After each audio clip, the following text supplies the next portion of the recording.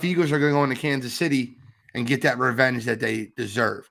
But we're talking about grades. We're talking about Jalen Hurts.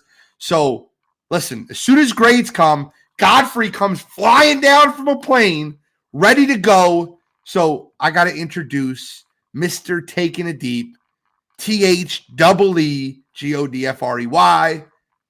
Taking It Deep with the Godfrey. Godfrey, what's popping? Welcome back from London. Yeah, I hate Lyft drivers that don't follow the GPS. Yeah, I'm back. Oh man, thanks for holding it down, guys. Sorry I had to run late. You know, had a bye week off, traveled out of town, and we're doing grades right now. So we're giving a Jalen Hurts grade out, right? That's exactly what we're doing. Jalen Hurts grade. I gave a recap on the Cowboys game. I talked about how Cowboys going Cowboy. Y'all can hear it back. I told you the Cowboys going Cowboy. They found a way to lose a football game in which they outplayed us. Just call it like it is. Yeah, CD Lamb always gets his on us for some reason. I know why, but a win is a win, true. But if I'm giving Jalen Hurts a grade, I mean, listen, man, the guy was playing hurt. I mean, what can you? I mean, he's anything you want, everything you want. Look at he's just tough as hell. You see him out there, he's pushing. You know, he's still making throws, and he stayed competitive the whole time. I just feel like I'm going to give him I'm giving him an A. The effort part for me is the biggest piece of it. The guy's got more heart than most people you see on the football field. He had his, team in the game the whole time. The defense, did we do defensive grades? Not yet. We're literally just at the first grade, my friend. Oh, good. I got here in time. So, yeah, listen, I'm very happy with Jalen Hurts. I mean, I don't know how anybody couldn't be knowing that this guy's playing under duress as far as his injury. The bye week couldn't come soon enough. He did what he had to do. I mean, I however, cannot give him an A, Godfrey. I cannot do that. I cannot give him an A. I love Jalen Hurts. I love his heart. If we're judging hhis heart, I would give his heart an A. If we were judging, his heart's like an A++. Right. But I can't give him an A in that football game. Guys, we'll call it like it is. You know when he was an A? The third quarter. That's it. He was an A in the third quarter. Drive, touchdown. Drive, touchdown. The fourth quarter, you have 0 first downs. You can't get a first down to end the game. I can't give you an A. Yeah. I can't do it. I'll give him a B. And the B is because of the accuracy, and they didn't turn the football over, although they tried. They tried. They fumbled the ball 3 times. I don't blame that on Jalen for any of them. I don't. Well, the one was Jalen, but thank God that who was that fell on that ball? Tyler Steen. You've been clamoring to play it right guard over Sua Opeta. You've been clamoring for that. Do I not look smart? You do I not look smart for that? I mean, I've been waiting for Tyler Steen to play some right guard. When I watched that game, I mean, I don't know what's going on with the Eagles' running game, right? And I think that plays to it. I mean, it just seems like if Jalen can't run, they can't run it, and that doesn't make any sense to me. Well, I don't. Yeah, I know the answer. Yeah. You know the problem is with the running game. Brian Johnson and Nick Tight Pants Sirianni are stupid. That's the problem with the running game. You are not using the backs that you have. We should be running the ball 30 times a game minimum. You got Gainwell back there. You got Swift back there. Penny finally saw some action. Where has he been hiding? That's the problem. Get guys who run the ball and let them run. Call run plays. That's the problem. Sorry. You don't have to apologize. I think that when a line gets used to pass blocking, they're going to block for the pass. When the line gets used to run blocking, they're going to block better for the run. It's a difference, right? You watch a lot of these football movies, and you can see how an offensive lineman's fingers are. If they're white, they're coming after you. If they're not white, they're dropping back. You can tell whether they're pass blocking or run blocking. It's very simple as an offensive lineman to attack and allow them to fight back, to be able to hit someone. Every play when you're dropping back to pass, your offensive line's getting beat up because they're on the defensive. When you're running the football, they're on the offensive. They get to hit people. Let your big guys hit their big guys. I agree with you. So what grade would you give Jalen Hurts, though? I'll give him a B as well. Um, I have to take into account the fact that he is injured, but I can't give him an A. Right? If he could have did more for me in the fourth quarter, I would probably slid him like an A minus. But yeah, that fourth quarter, any hopes you had of an A, bro, doing nothing in the fourth quarter, you can't get that grade from me. Agreed. I respect it though, Godfrey. I respect it. I respect it, Godfrey. But I can't give it to him. Let's move on to Nick Sirianni then. We're going to move on to Nick Sirianni, a.k.a. Brian Johnson, the play calling, the offensive side of the football, the way the game was brought to you offensively. I give Nick Sirianni, I give, Brian Johnson, I give any of those guys on that a B minus. 28 points versus Dallas is nothing to sneeze at. They didn't turn the ball over, so there was no short field. There were real 28 points. I respect that. I give him a B minus because once, like Cool said perfectly, I don't think they do a good job scheming players open. And I don't think they do a good job of setting the tempo and the pace for the run game. So Godfrey, I'll hand it to you. I give Sirianni and Brian Johnson a B minus. Yeah, I give them a B minus too, because part of the problem I have with them is the way they scheme. I don't feel like they're ready to do things on the fly or have a backup. Like they lost Dallas Goedert. That was the obvious part of the game plan with him breaking his forearm right there, having the fracture. And I just feel like I need them to be able to improvise quicker. I don't like how they utilize the run game. I feel like that, it's just, I feel like a broken record always saying that, because it seems like the age old adage where usually everybody's like, run the ball more. And, it seems almost overplayed, but it's definitely something that came into play, and which why I'm giving them that grade. And I think that was part of the lack of movement that you were getting in the fourth quarter, where you couldn't really close the door. Fortunately, Dak was shit in the bed like he usually does in a big moment. And, he played well, but, he played well in between the big moments, stepping out of balance right there. I felt like, either he lost a step or whatever it may be, or the reason why he didn't have enough, a mindset to make sure he didn't with that, 2-point conversion. But being that as it may, I really wasn't happy with the way they deployed part of that offense. Jalen, I think, did everything he can, and I don't know if the coaches were setting him up for success. I don't know if they're using all the players that they can use. And again, like when one player is injured, I just feel like a lot of times we stall offensively, whether it's Lane Johnson, whether it's Dallas Goedert. We get a key player It's injured. not just offensively; it's defensively too. Well, we'll get to that. We'll get into that. Yeah, what's your grade for Sirianni and Brian Johnson? B minus. Okay, so same thing. What do you got them at? Nick Sirianni, Brian Johnson. I got him at a flat C. I'm all right with that. I'm not impressed with how they're utilizing the run game. I'm not impressed with them still calling a lot of plays for Jalen Hurts to run when he's got a bone bruise. And I'm not impressed with us not, getting the ball in situations where the running backs can be used out of the backfield in the pass game, as well as Julio Jones has like one touchdown, like maybe one other catch. So we got to work on what we're doing with these things, especially with Goddard out. We're going to need Julio to kind of be that third guy, I believe. By the way, I think this is flying under the radar, and we talked about this on the show. Albert Onwuegamli, I think I said it better than most announcers, even though it was wrong. They've been butchering this dude's name. They traded for him. It was a very sneaky trade. This kid does have some talent. He can catch the ball. He's better than the tight ends below him on the depth chart. I'm hoping they used the opportunity with the bye week to get this kid ready.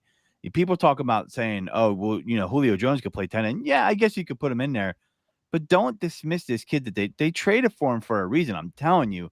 And I felt like they traded for him to have some depth at tight end, for a tight end that was more Dallas Goedert-like as far as his receiving ability. And I've seen this kid play in Denver on bad teams, and he was a decent college tight end. Correct me if I'm wrong here, Gene. I believe he went to school with Noah Fant opposite of him at Iowa, which tends to be tight end U. Am I right? I went to Missouri. He went to Missouri. All right, whatever. Still, but that's okay.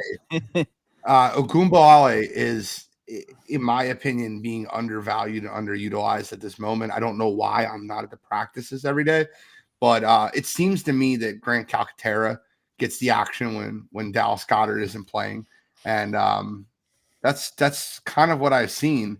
I don't know why Ogunbowale is not getting a lot of action, but I will say this: he's fourth on the depth chart behind Jack Stoll, behind Grant Calcaterra.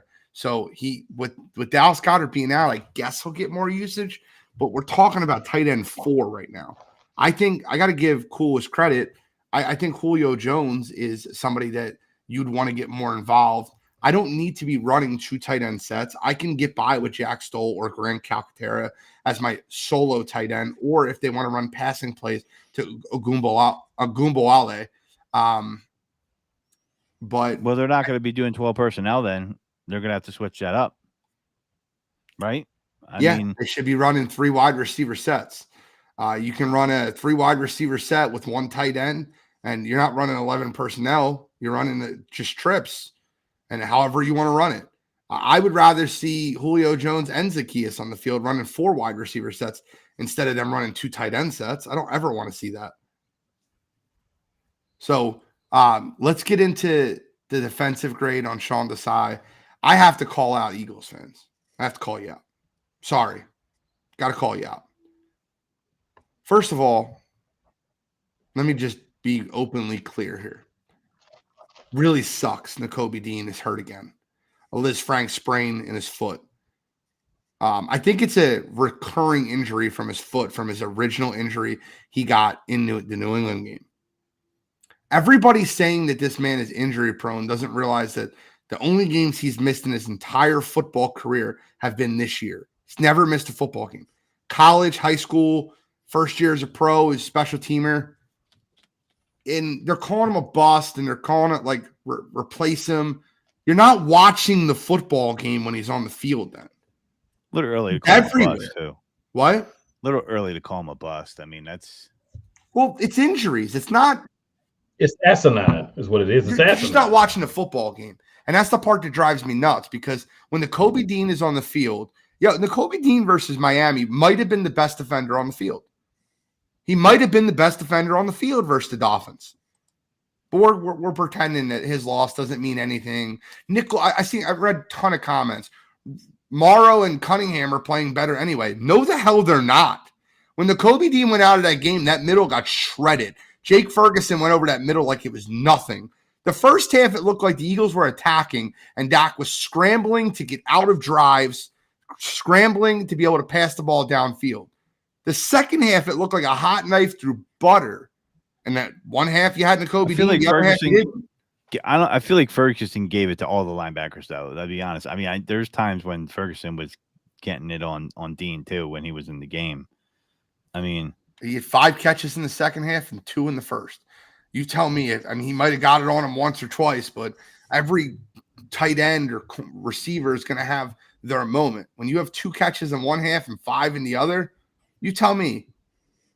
I just don't get the defensive approach. Like, we know where Dak's going on a 3rd and long or 3rd down tight end, or it's CeeDee Lamb, right? I mean, and he gave us a couple. I'm serious when I tell you this. Everyone talks about the great game he had. That 4th down throw to Turbin on the right side, or Tolbert on the right side of the field, when Jake Ferguson was wide open over the middle of the field, that was a gift on 4th down. That 4th down missed conversion that Bradbury knocked the ball out from Tolbert on the right side, that was a gift, right? Gift.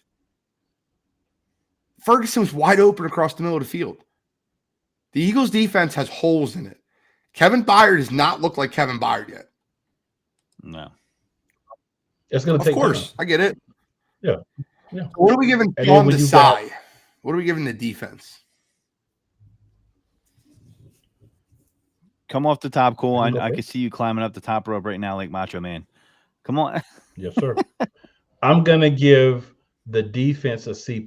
I can't give them a B, but I'm going to give them a C+. The reason I'm going to give them a C+ is, I've said this, and I mean this wholeheartedly.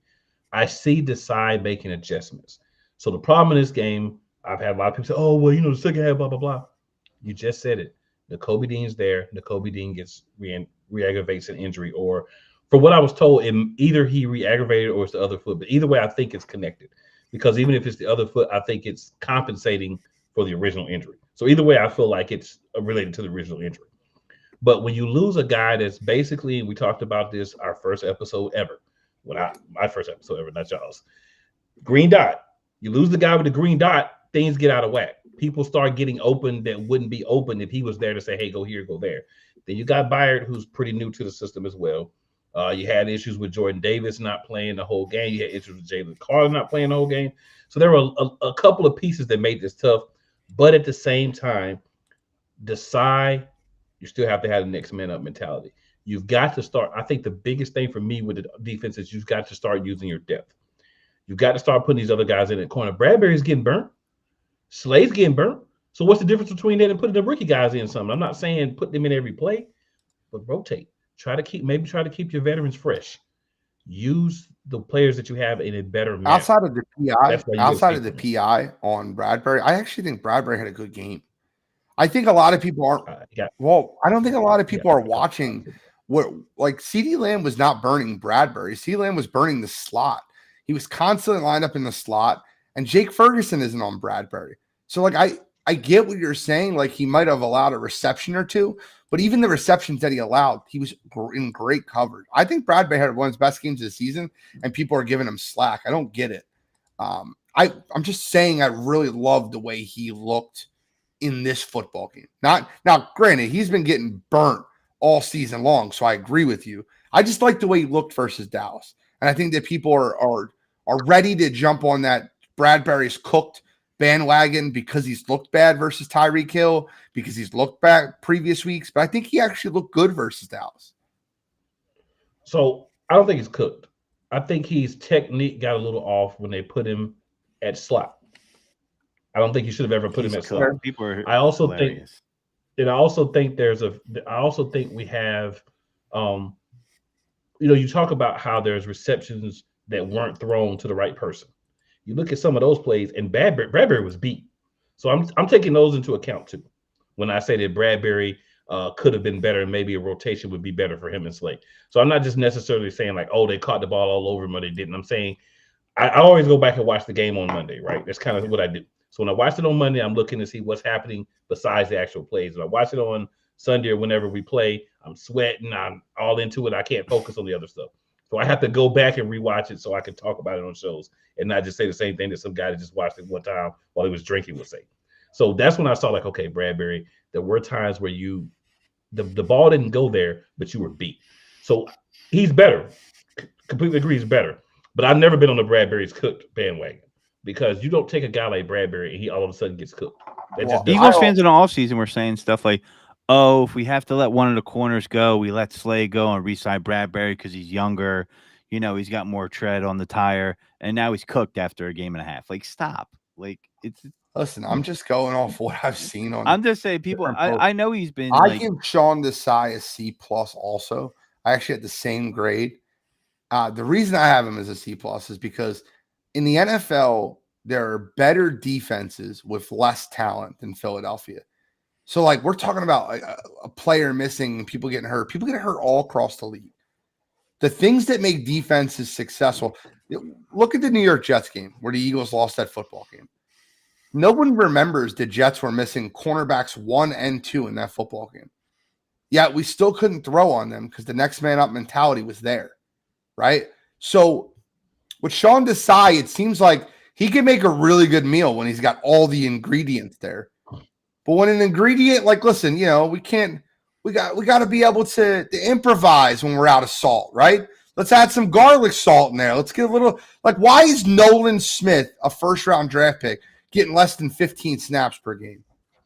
The guy's got game-changing speed. Why not get him more play? Why not get him more action? It's got to be something with practice. Like, Eli Ricks, I don't needs to be out there more. I will say this. I'm an Eli Ricks guy, but Eli Ricks is not a slot corner. He's not a slot corner. No, he's not. In the slot, bro. He is destroyed. That's not his position. Yeah. You know who needs to be in the slot? Sidney Brown. until Bradley Roby gets back, Sidney Brown should be the slot corner. Well, he was in the slot a lot. That's who should be in the slot. He actually was the one that got cooked on that huge CeeDee Lamb crossing route, which, listen, CeeDee Lamb's going to cook a lot of corners, a lot of safeties. Yeah, he's going to get you. I think Justin Evans coming back will help them out a ton because you'll be able to rotate Sidney Brown, Justin Evans, Reed Blankenship, and Kevin Byard at safety and nickel, and being able to scheme a lot of different things. You're really getting healthy in that secondary by getting Evans back. I agree with you, though. Sidney Brown needs to play more, and I think you're going to see a lot better Eagles secondary this week because you're going up against a very pedestrian Chiefs wide receiving core. But Godfrey, before we get into the Chiefs, before we break down the game, what's your grade you gave Sean Desai? I give them a C-. It's not so much to do with Sean Desai as to do with the organization. And I say this a lot. You guys heard me say this.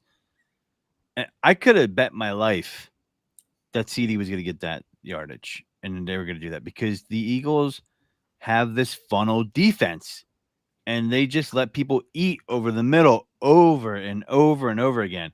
That was happening before Desai was here. It's still happening when he's here. I really think as an organization, how they set things up, and that's just a philosophy they have, is they have this funnel D, and then when you get to the red zone, you're gonna have a tough time. Now I give them a C plus. Did I say C minus or C? I'm sorry. You said C minus. Yeah, the reason I didn't go to a D yeah. is because they did make some timely plays. Like it was a game of inches. Like that tackle right by the goal line, right? I mean, they made some big plays. Was Dak fast enough, or did they just get him at the right angle where he had to step out of balance, right? I mean, it was a game of inches that way. I was yelling at my brother the whole time while watching this go on. He was losing his mind, big-time Eagles fan. I'm like, look at the TV. Look at it. Stop being a bitch. That's how I kept yelling at my brother about that. But, we're watching that game, and it did feel like a hot butter knife going in. That's why I didn't go D. I mean, listen, man, when you give up that kind of yardage, what you're saying is, okay, you're not going to score on me in the red zone most of the time. That sometimes that's not going to work. And I just feel like you're gambling when you do it that way. I'm not a fan of that. And when we have to play against a better quarterback, like a Patrick Mahomes, even with, subpar wide receivers, that still could be a problem. Or you already know Travis Kelce is going to have a huge game, right? Like you already understand that. Yeah. They have no one. They have the worst possible setup to go against Travis Kelce. He's going to eat Monday night. Well, I'm hoping Taylor Swift, took his mojo, if you know what I mean, before all this. I hope she just broke them off. Hopefully she's been a secret Eagles fan this week, right? And then she just rips off and shows the green under the jersey. I'm here. What's up? I would love if she had a DeAndre Swift jersey on. That'd be hilarious. But that would be dope. We got to talk about the Eagles Chiefs, the revenge game from the Super Bowl in Arrowhead, Monday Night Football. Both teams coming off a bye. I constantly have heard all week about Andy Reid's record off a bye. He is 21-4 in his career off regular season byes. It's a very incredible stat. Andy Reid has always been a very good preparation coach, a planner, a great scripter. However, I don't know what the winning percentage of 21-4 is. It's probably somewhere around 790, 800. It's incredible, right?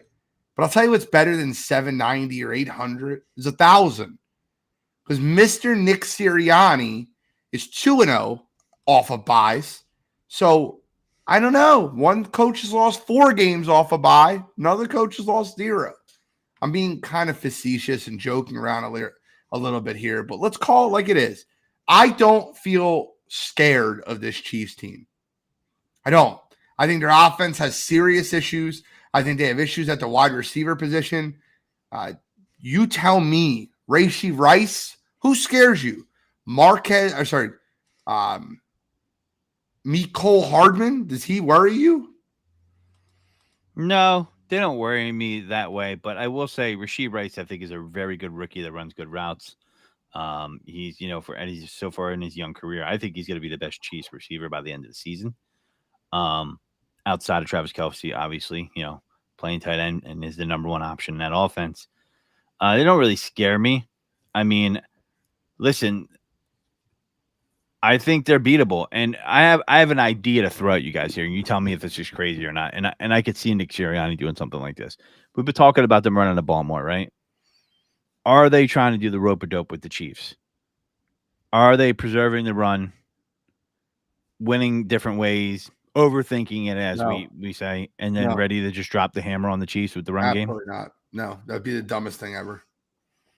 I think you're giving them too much credit. Yeah. Well, I mean, I think coming off the bye, they should absolutely run the ball on the Chiefs. I mean, listen, if you look at the Broncos game, you look at other games where they've lost,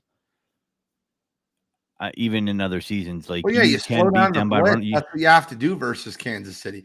You have to slow down Spagnuolo from putting 12 people on the line and getting after your quarterback. That's what he wants to do. The Chiefs have been wildly successful this year at sending pressure. For as much pressure as the Eagles send, the Chiefs send even more, right? So we've seen them do it on a short week. We haven't seen them do it by. Remember, everybody's like, "Where's DeAndre Swift at the first couple of games?" And then then on a Thursday night, they're like, "Oh my God, let's hand him the ball a bunch of times." Like, I don't know if they were doing that kind of thing, and I could totally see them doing that. Let's give a few more carries to Rashard Penny all of a sudden, and then gives him the game on. We'll just kind of not really overwork Swift here and just unleash him. I don't know, man. That whole analytics culture and things like that, I could totally see them tallying up, how many touches they get over a certain period of time, and then, saving them up, so to speak, or preserving their body. But DeAndre Swift is the guy that I think, and the offensive line is the key to this game. I mean, you got to run the ball. They can run the ball. I think if you want to get into a shootout with Patrick Mahomes throwing the ball, even with his receivers being downgraded, it's not something I want to see. I think the Philadelphia Eagles win this football game. I'm actually not even that worried about it.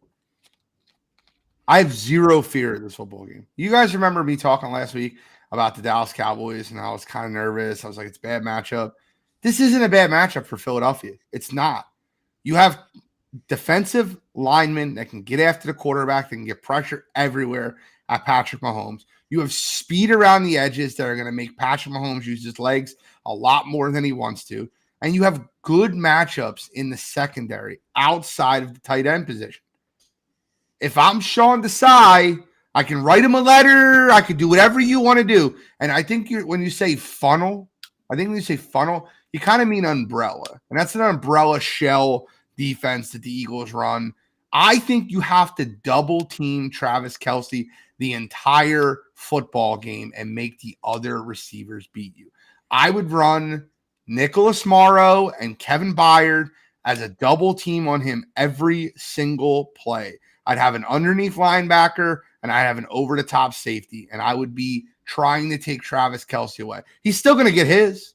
And we haven't seen Byard's best. He's not washed. People think you're like, oh, my God, the Titans knew what they were doing getting rid of him. Stop. Like, he's not washed. Like, I've seen Eagle fans saying that too. I mean, am I wrong, guys? He's not washed, right? Like, they need to let him get into the system. People. Man, I have not seen it. If somebody has a bad game, they're washed according to listen, and people, when it comes to DBs, especially cornerbacks, it's a passing league, so you're going to see them a lot. You can't expect they're going to get burnt on some plays. That is just how the game works. Okay. You can't expect them to be 100% shut down all the time. Even your best DBs are going to get beat sometimes.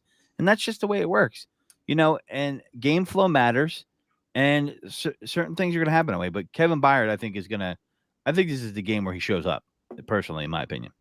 I sure hope so. Coming off a bye, I think Sean Desai versus Andy Reid is the biggest mismatch in this game. You have Andy Reid's offense versus Sean Desai's defense. Schematically, I will say this: the Philadelphia Eagles are playing a lot different style defense than they played last year with Jonathan Gannon. Now, yes, they still play shell. Yes, they still play, but they mix up their zones. And if you realize, last year the Philadelphia Eagles were one of the worst teams in the NFL against motion. This year, it's almost exactly the opposite. They run a lot of zone. They run a lot of coverage zone, matchup zone. So they're not as susceptible to the Chiefs running those gadget plays, essentially. Like, they beat them for 2 in the Super Bowl. the one to Kadarius Toney and the one to Jerick McKinnon. I don't think, or Sky Moore, I don't think that the Eagles will be susceptible to that motion this week. I think you're going to see a lot of razzle-dazzle from Kansas City, a lot of trick plays, but I think the Eagles defense will play bend but don't break, hold Kansas City to a lot more field goals than touchdowns. I see this game going Philadelphia's way. Offensively, you're absolutely correct. They have to run the football. They have to use their offensive line and power the Kansas City Chiefs defensive line. Kansas City has two very good defensive linemen in Chris Jones and George Karlaftis. However, Lane Johnson getting a week and a half off to recover a little bit from his injury. Mailata has been the second best graded left tackle in all football by PFF. You're getting Cam Jurgens back this week. Kelsey and Dickerson are playing. Yeah, I love this team this week. I love Philadelphia this week. I don't know why people are nervous. I'd be more nervous about the letdown game next week versus Buffalo. Listen, I know why they're nervous. It's because they listen. A lot of people they just hear like, "Oh, Patrick Mahomes."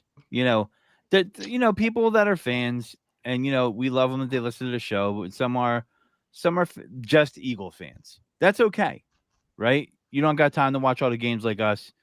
And I watch a lot of Chiefs games, and I like watching Patrick Mahomes. But I'm going to tell you right now, they need to run the ball, and it's going to be hard for them to run the ball against the Eagles. Eagles are 2.5 point underdogs right now on the road. Chiefs are 2.5. It fluctuates a little bit. They open up at 3.5, and I'm not scared. The only thing that I think is it's a tough place to play. It's a Monday night. I don't think you're going to be afraid of the bright lights. And you also have Andy Reid is good after bye. I think what they have to be prepared for, and we know him in Philadelphia, is they got to be prepared for those first 15 to 20 scripted plays, whatever they may be. 100%. And they got to be ready for it because that is Andy Reid's mode. He's got 2 weeks to prepare. He's going to have these scripted plays. They have to be ready because that's how Andy Reid operates. And I will tell you that I'm telling you right now, at tight end, they're gonna have some success, and I think Albert's coming out. They interviewed him and he said, "Will you be ready?" He's like, "I'll be ready. Don't worry about it." Like he's got a little swag to him. I'm telling you, there's a reason why Howie traded for this kid. This kid will contribute, and when Dallas Goedert comes back, you're gonna have a double tight end threat to catch the ball, which makes the offense more dynamic. I believe in this kid's talent. I mean, the reason why they traded for him is because they looked at Jack Stoll and Alcantara. They weren't that impressed when Goddard got hurt last year. And so they needed an upgrade. And that's the only reason why you trade for that guy. Because if you felt that confident about those other guys on the roster, you're not wasting a six-round pick on this kid. So. Okay. Cool. How do you see the game breaking down? I think the Philadelphia Eagles win. I'm super confident about it. I'm going to give you my score prediction shortly, but I love Philadelphia in this football game. I think Philadelphia wins. We don't allow teams to run the ball. That's one thing that we do very well, right? We don't allow teams to run the ball. You expertly said they need to run the ball in order to win this game. So if we can find a way to minimize, not negate, because that's an asinine word to say in regards to Travis Kelce, but minimize Travis Kelce's impact on the game as a pass catcher, then we give ourselves a great opportunity. And I think we'll figure out a way to do that. Maybe we can get him to cough one up. Maybe we can get Mahomes to throw one and somebody can go get it from Kelce, because that's going to be the focal point of the passing game. We already know that. I do like maybe double teaming him, maybe putting somebody over top and beneath him for most of the game. I like those ideas. We have to find a way to take Kelce away. I agree, make everybody else beat you. Those guys drop the ball. They can make big plays. Another guy to watch out for in this game is Rashee Rice. He is going to have at least about 75 yards, and I'll be honest, I put him in my lineup this week in fantasy because he's playing us. I put Terry McLaurin in my fantasy the 2 times we played, and he delivered. Unfortunately, I got to be real. But at the same time, we still have the opportunity to go out there and win this game because we are the better team overall. They are better offensively coaching against us, but talent overall, I think we have more talent. Obviously, the wide receiver position, which is a swing point in this game. The thing we have to do is run the freaking ball. Stop the run and run the ball. Take whatever they I'm give you. statement. Jalen, we don't need the big bombs the whole game. Just take whatever they I give think you. their corners are very beatable.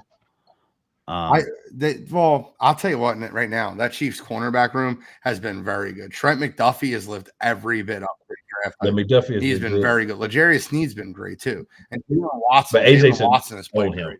But here's what I want to touch on based off what you said. The Philadelphia Eagles are better at every position on the football field outside of 3. Tight end, quarterback, head coach. You cannot allow a team that you're superior at everywhere on the football field outside of 3 positions. And Kansas City's got the edge of quarterback over anybody. But if anyone's close, it's Philadelphia. Yeah, I was about to say, I argue we might not be quite. We're in the same. Jalen Hurts not the same as Patrick Mahomes. No. So I think so. So here's the thing. I just want to review the game a little bit. When the Chiefs lost to the Broncos 24-9. By the way, the Broncos are playing good ball. Everybody's living on a 70-point game. They just beat the Chiefs and the Bills. Okay, back to back, 3 games in a row. So people wanted to write them off, and I'm not talking about the Broncos here, but I'm bringing them up because I'm looking at the stats and some things come out to me. 6 for 58. That was Travis Kelce. Okay, Pacheco 8 for 40 yards.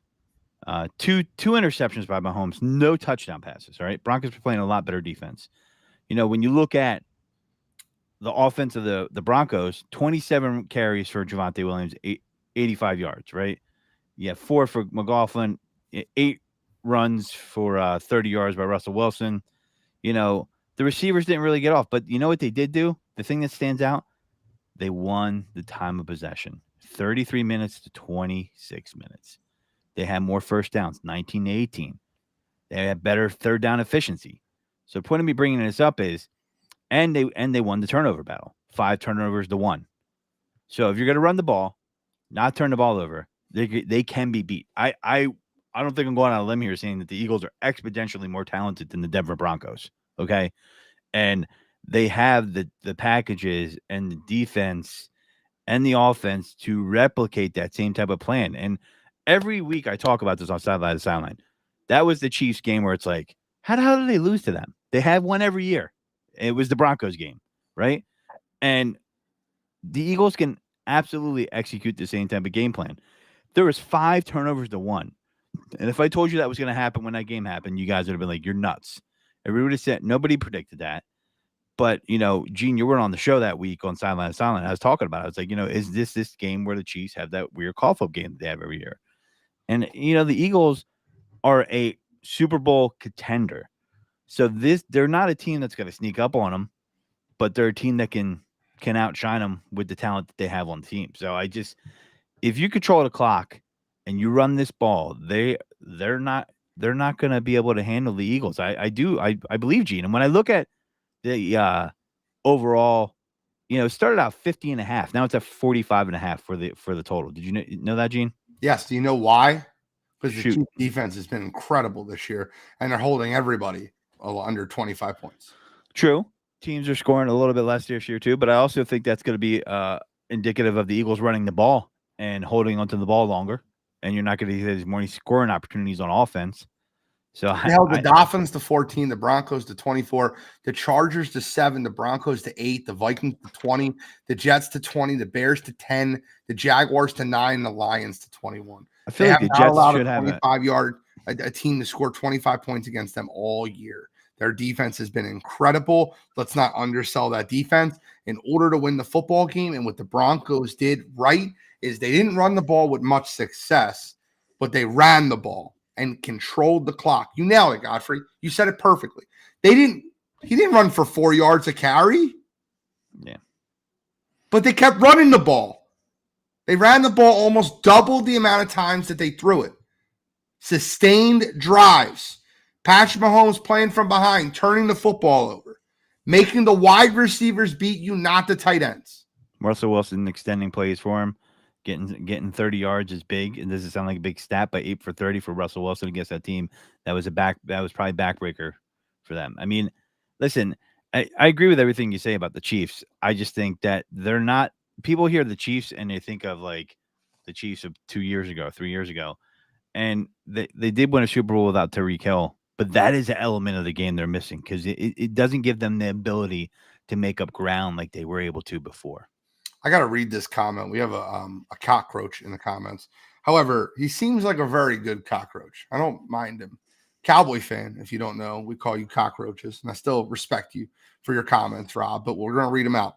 Rob Johnson said, I'm a Cowboys fan, but this is a warning that the Eagles are yet to play an A game. Once they do, it's over. Best team in the NFL. The Eagles have a crazy backfield. Dallas Goedert, when healthy, is a Pro Bowl tight end. Rashad Penny is going to be a menace when he gets a chance. The Eagles are bored. They're waiting for the playoffs, still 8-1. I respect it. Respect it, Mr. Cowboy fan. Yeah. I think All right. So we got to give our game predictions. You need a prediction on the score, how it goes. You can even give me a 30-second synopsis. I don't care. Godfrey, I'll start with you.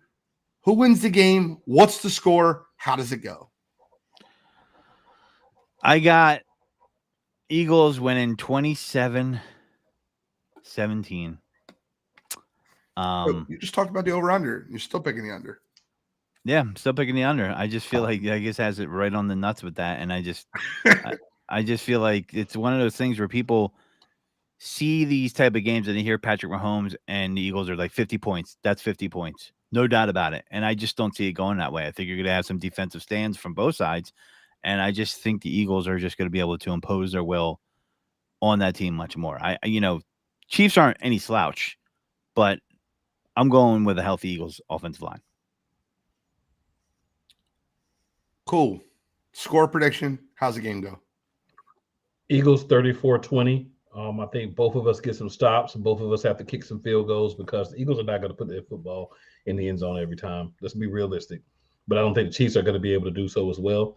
I'm anticipating a big turnover that will swing the game in the Eagles' favor. And Reddick is going to go off. I think the over is an absolute lock for this football game. I have the Eagles win this game 30-24. I think it'll be a closer game, but I think that the Eagles will end the game with the ball up 6. So I don't think Patrick Mahomes will ever have the ball in his hand with a chance to win the football game in the fourth quarter. So it'll be close as in a one-score game, but I think the Philadelphia Eagles still win it 30-24. I think both teams start hot offensively. I think in the second half, a turnover or two changes the dynamic of the game. I got the Eagles 34, Chiefs 20. Eagles 30, Chiefs 24. I want to get in counterfeit green, right? Because I kind of mentioned it earlier, and it's super important for me, for anybody to understand that watches football games, right? Like I break this stuff down, right? I watch these football games. Like Cool said, I watched a replay of it. I don't just watch the game, I watch film. If you're out there telling me Kevin Byard is washed, James Bradbury is washed, Nakobe Dean stinks, you're not watching the football games. It's schematically, issues defensively, but these aren't bad players. Bradbury allowed 5 receptions in the Cowboys game. I looked it up. 4 of them, his yards of separation were less than a half a yard. That's considered good coverage. If they make a contested catch and he's right there for the tackle, I'm okay with that. I'm all right with that. Nakobe Dean was playing great football versus Miami, and you're going to pretend that Nicholas Morrow and Zach Cunningham are playing better football? You're out of your mind. Watched the game. That's my counterfeit green this week. Yeah, mine is I wanted to bring this up because you hear this narrative every time the Eagles play the Chiefs, and it's annoying to me, and you usually hear from national broadcasters. Eagles fans ran Andy Reid out of town. That is not true. If you're saying that, you don't follow the Eagles, and you're just talking out of your ass. His kid OD'd in camp. He had a lot of family issues. time management issues with how much time he was spending in the office. 20 hours he was sleeping in the office. They said 4 hours a day, right? Wearing 2 hats. He was the GM basically and the head coach. All right. Part of the reason, Andy Reid has become a better coach is because all he's doing is coaching and he's not in charge of personnel. Andy Reid did not discover Patrick Mahomes. He definitely developed him. But if you saw Andy Reid before Patrick Mahomes, a lot of people said, wow, that looks like a lot of the same that was in Philadelphia with Alex Smith. Right now, to be fair, he didn't have his guy. Andy Reid's all-time great coach. He reestablished the Eagles franchise. He did a lot for them. For always be grateful. But he left on his own terms. It was a mutual parting of the ways. He had a goodbye speech that was very tearful to a lot of the Eagles staff and people that worked for him for years. It was not an ugly goodbye. It was a mutual parting of the ways. And he wanted to coach, and he needed to reset. He is an all-time great coach. I'm not taking anything away from Andy Reid, but I am tired of hearing national pundits say Eagles fans ran him out of town. That did not happen. It did not. It's the truth. And it's such a counterfeit green thing. Like, come on, please. Anyway. I agree with you. I got to talk to the stinking 49ers fan in the chat. Nick, I remember we talked earlier in the season. We were talking about the 49ers going undefeated and them not winning a football game. I'm going to tell you something right now, bro. Make it very clear. That 49ers team is one injury away from being a bad football team. And I mean that. You look at that team with Trent Williams out and how bad their offense looked. Kyle Shanahan couldn't fix a thing when his left tackle wasn't protecting Brock Purdy. You look at the offense when Deebo Samuel was out. They didn't look good. Lost 3 straight football games. And I got news for you. Although they look good this week with Nick Bosa and Chase Young, I'm telling you right now, DeMeco Ryans is not on that sideline anymore. Oh, no. So, yeah. Listen, I've been on them. We know from the start, 3 losses in a row. They did win. Eagles are going to bust their ass when they come to Philadelphia. I'm saying it right now. They're going to bust their ass. Wait until I can't wait. I can't wait until they get backdropped over the top rope. We got to get through Kansas City and Buffalo first. Come on, 49ers. Football game. Crying. By the way, that Buffalo game doesn't look as hard as it looked when the schedule came out. Nope. Let's do that way. Cool. Give me your prediction on the game. Let me know how it goes. Let's wrap it up with you, my friend. So my counterfeit green is to the Dallas Cowboys, a.k.a. the Arlington football team. You guys go out. You have a couple of good games. You have 2 great games against the worst team in the division. And all of a sudden, you steal them boys. You're the best team in the league. You're this, you're that, blase this, blase that. You're going to come back to earth when you get to the end of the schedule, and you have to actually play good teams. At the same time where you're bloating and bloviating about how you're the best defense in the league, when the Eagles get their 3 bunny games at the end of the season, by the way, one against Arizona, which the team you couldn't beat, we'll see how our defensive numbers look. We're running into a gauntlet. You're not about to start it yet, but you are going to start it when you play us. So we'll see if you steal them boys at the end of that gauntlet when you're firmly in the wild card where you belong. Hold up. We them boys. No. The Giants are barely perfect. Don't forget Dak for MVP. Yeah, you're right. Don't forget Dak for MVP. Thank you, Kyle. Dak for MVP. That is a joke. My man, Kyle. What a joke. I actually think the midseason MVP is Jalen Hurts. Yeah. I got Jalen Hurts, Patrick Mahomes, and then Tua. Now, I only have quarterbacks there for a reason. I think Christian McCaffrey and Tyreek Hill should be involved in the conversation, but they never give it to skill position players. I think Dak's 5th on that list. I have CJ Stroud 4, and I have Dak Prescott 5. So, yeah. Just wondering what you guys' thoughts are on the MVP, midseason MVP. Giants are an awful team. I mean, you should smoke them. They're awful. Where's Freddie at? Anyway. They're starting Danny DeVito's brother. Yeah. It sounds like they got that said in an interview that my mom still makes my bed. Wow. I'm dead serious. That's not a joke. Look that up. That's not a joke. That should be your counterfeit green. That this dude is a professional NFL quarterback, that his mom still does his laundry and makes his bed. Sounds like he was the counter guy at Sales Pizza in Brooklyn or something. Hey, man, I'm not mad at that. I'm not mad at it, though. I'm worried about, though? guy. I think they're going to be the worst team in football, and I think they're getting Caleb Williams. They're not going to be the worst team in football because the Carolina Panthers are in the NFL, sir. So you do not have to worry about them getting. Well, guess what? The Panthers, they will not get the Bears number 1 will pick. have that pick. Right, so the Bears are going to get the number 1 pick, and possibly the number 2 pick because they're really bad. Panthers are 1 game away from being just tied with the Giants. I don't think the Giants win another football game this year. I don't think the Panthers are in another football game. Yeah, I'm with Gene. I don't think the Giants win another football. I don't see how they can. They got Danny I think DeVito. the rest of this, I think the Giants made the mistake of winning 2 games. That's too much to have the number 1 pick, but they probably will have the number 2 pick.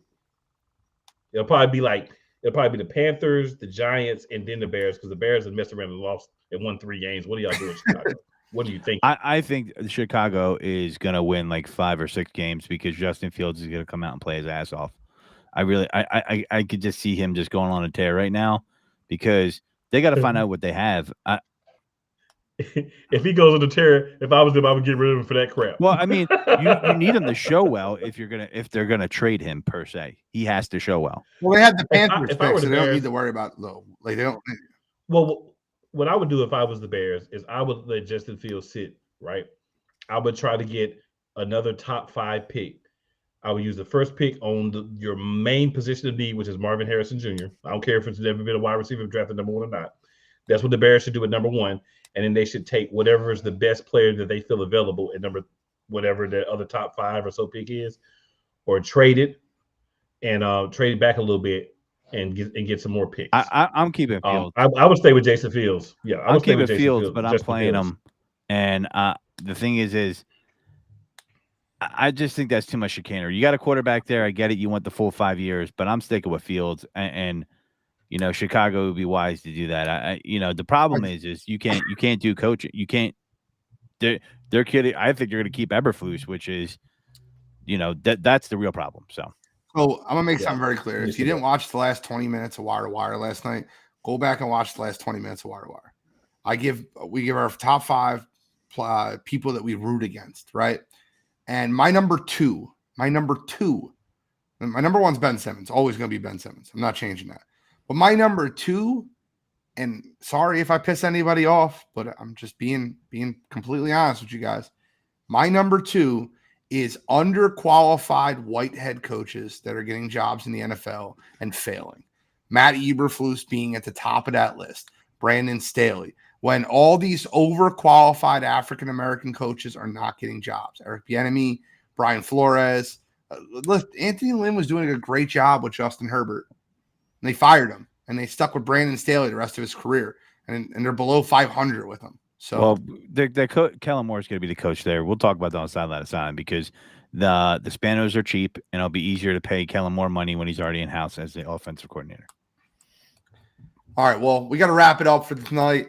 Birds deep. We're going to go full hour going forward. Sideline to sideline is next in 12 minutes. We start that show at 7:15, taking you right up to the Thursday night kickoff. Check us out. It's an all NFL show. So if you're a Bears fan, if you're a 49ers fan, if you're a whoever fan, tune into the show. We'll be live on Sports Empire Network and Wire to Wire Sports Podcast.